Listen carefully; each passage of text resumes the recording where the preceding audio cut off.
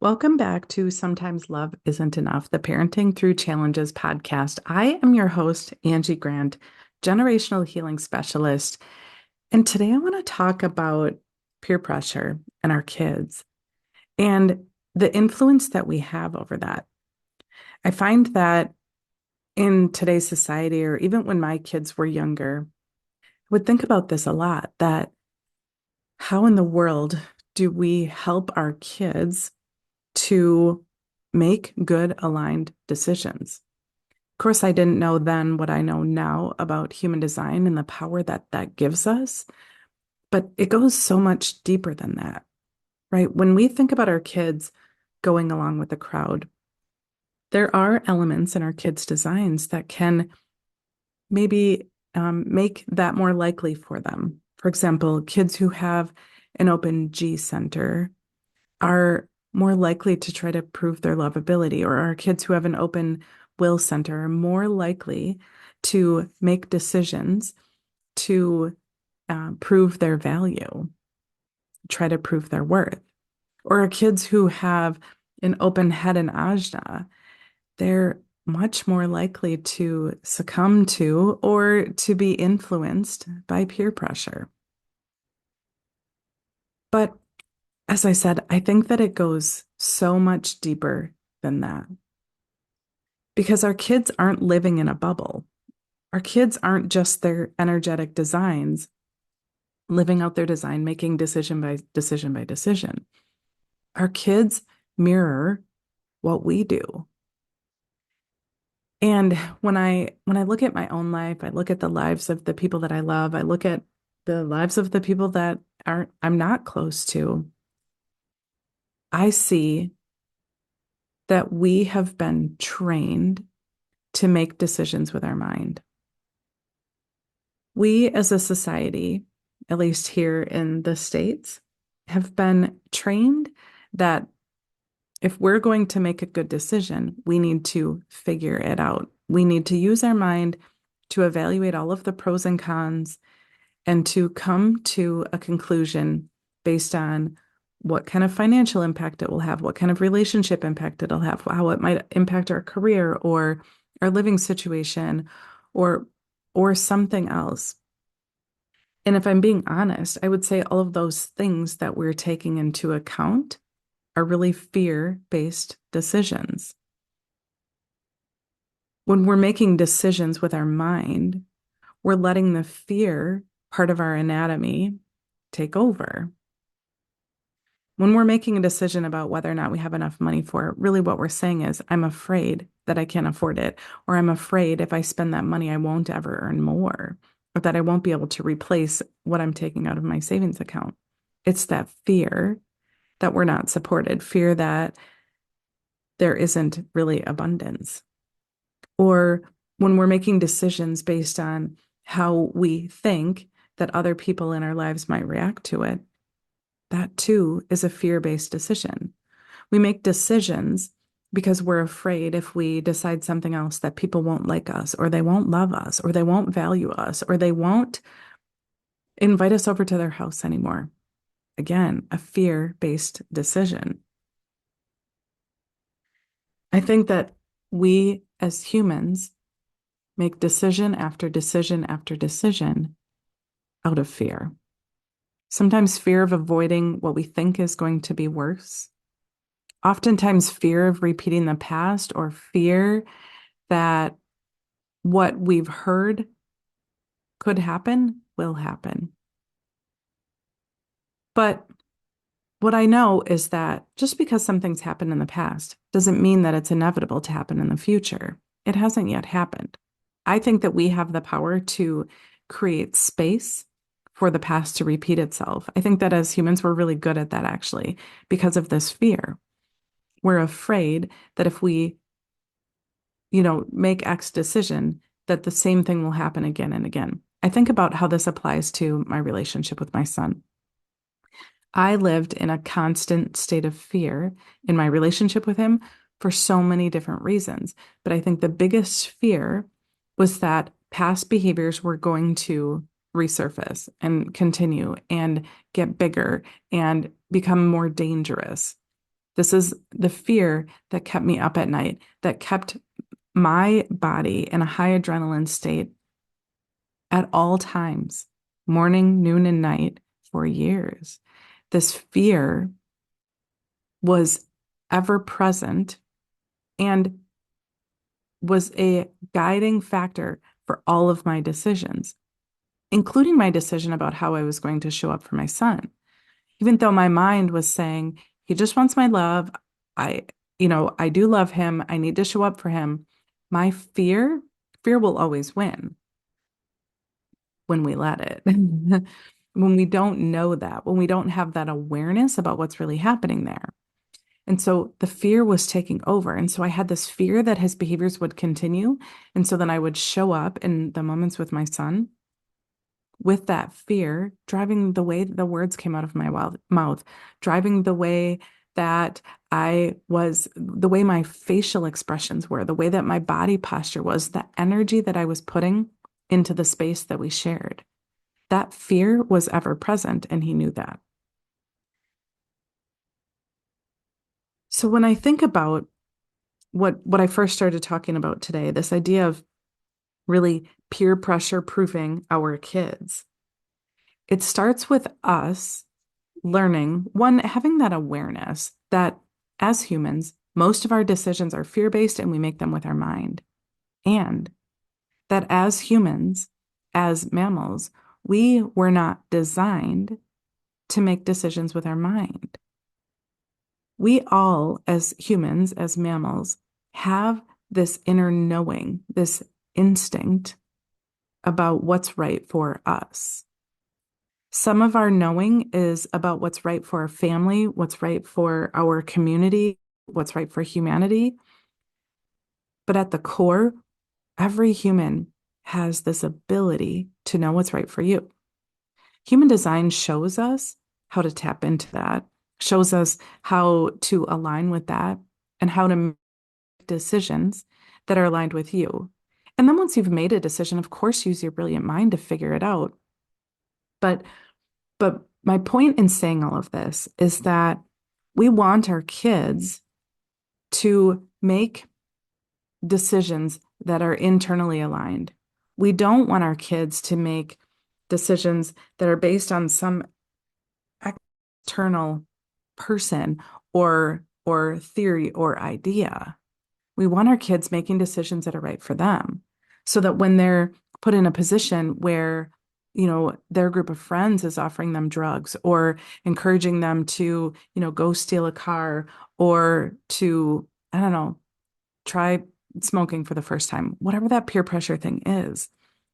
If we can teach our kids how to make internally aligned decisions, we can then trust that they'll make decisions that are right for them. And those things that we worry about peer pressure, they won't even be a worry because as humans, we're not designed to do immoral things, right? We do those things when we're out of integrity, when there's this mismatch between what our soul wants us to do, what our inner knowing wants us to do, and what our mind is deciding. When there's a mismatch, that's when behaviors come. That's when people get out of integrity because there's a mismatch. And so, how in the heck do we do this for our kids? How do we teach our kids to tap in to making decisions that are aligned for them so that they can be peer pressure proof? Well, it starts with you. It starts with you not teaching them. It starts with you showing them. It starts with you really learning how to tune into what your body is telling you and really learning how to tune into what that inner knowing really feels like for you. It is a little different for all of us.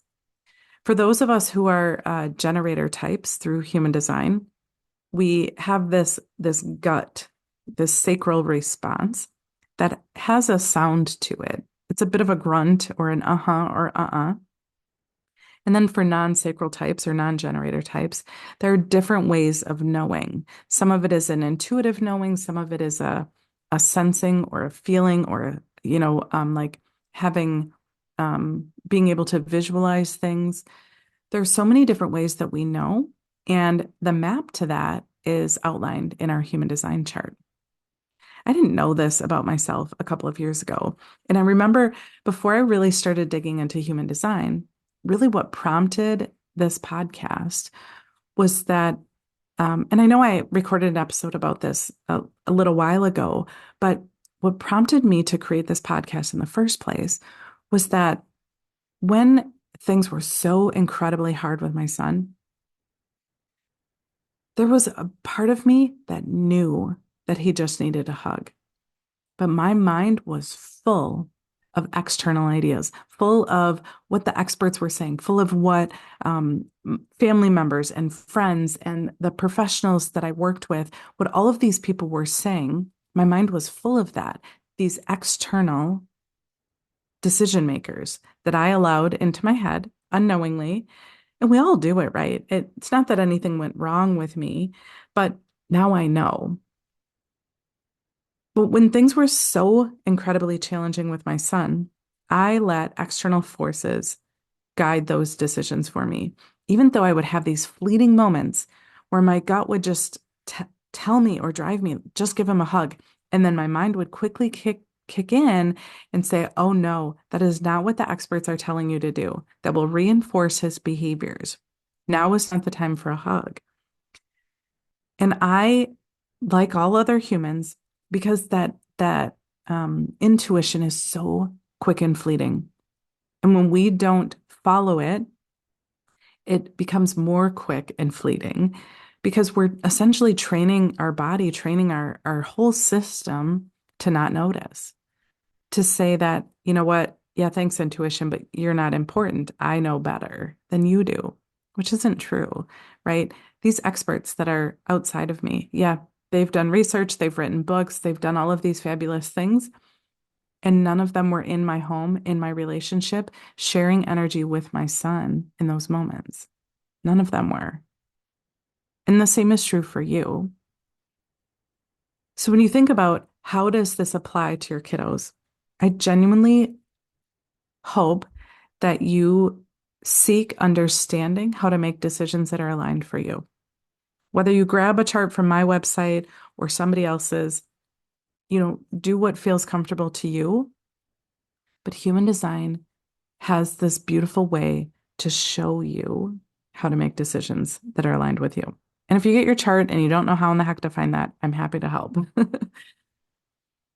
But when we start making decisions and verbalizing what we're doing to our kids, explaining that, you know what, I've had these experts tell me how I'm supposed to move forward with this, but actually I want to trust my gut.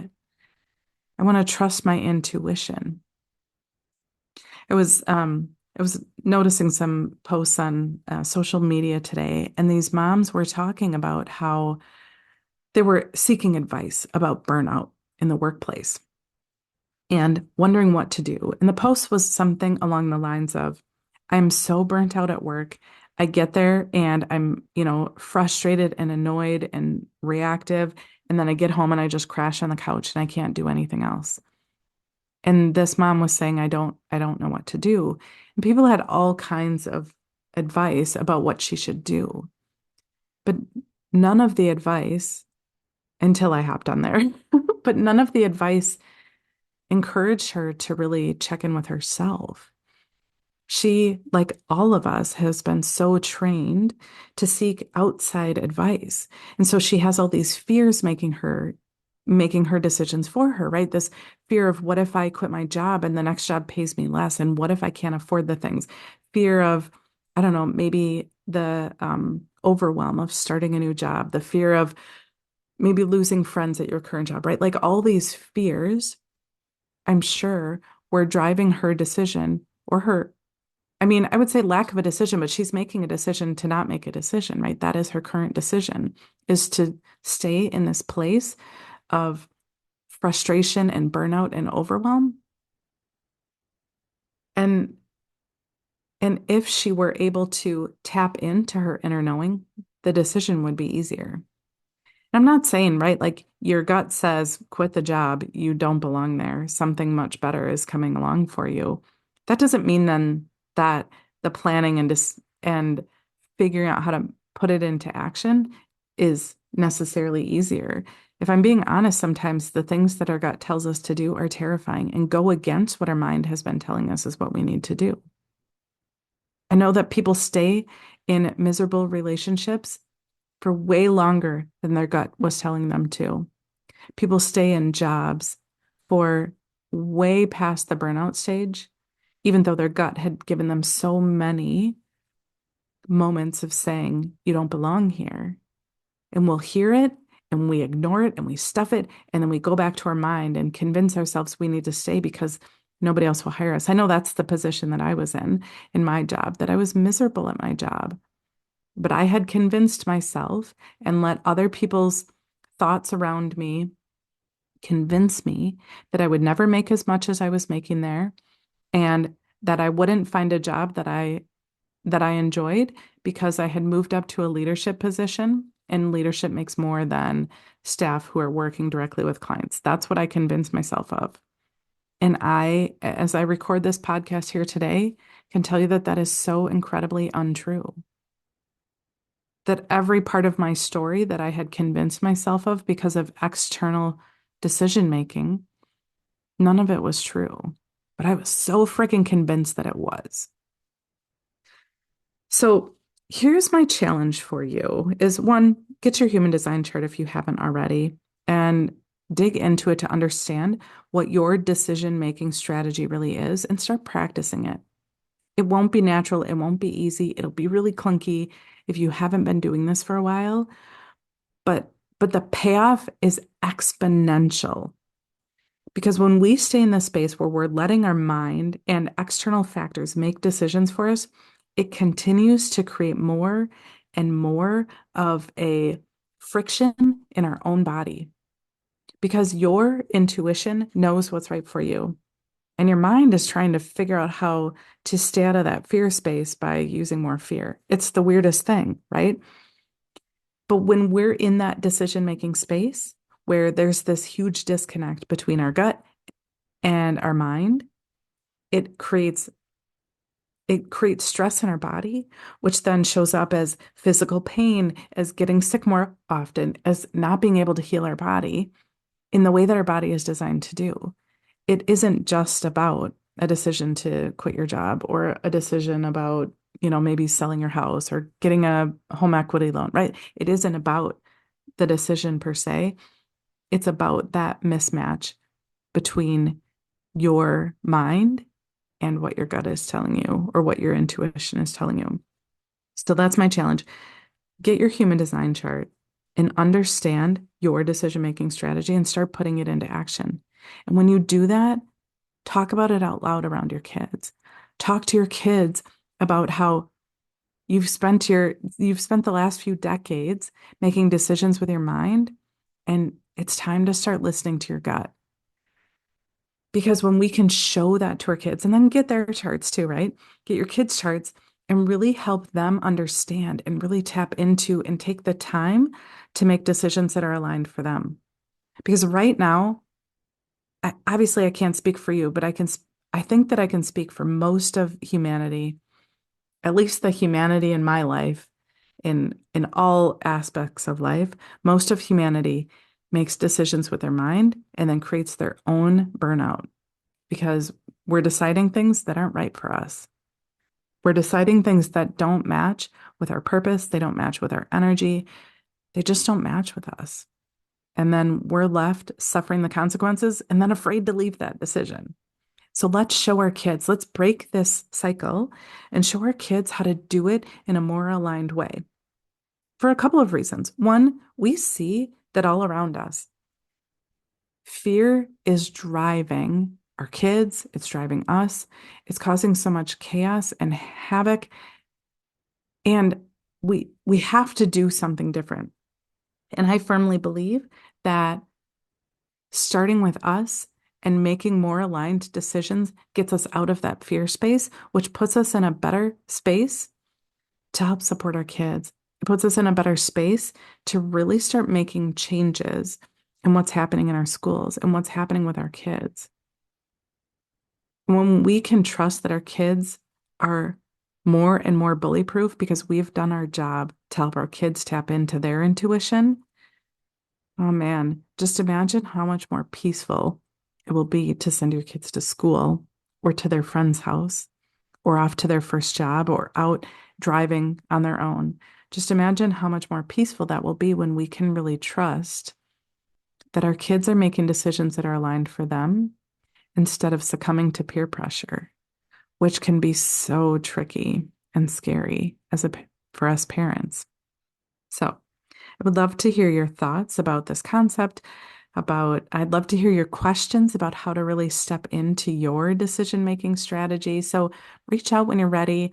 And this is the work that I do. So if you are ready to take that next step for you and your family, I'd love to chat. My contact info is in the show notes. I'd love to see you for a connection clarity call. So until next time, uh, keep making aligned decisions and we'll chat soon.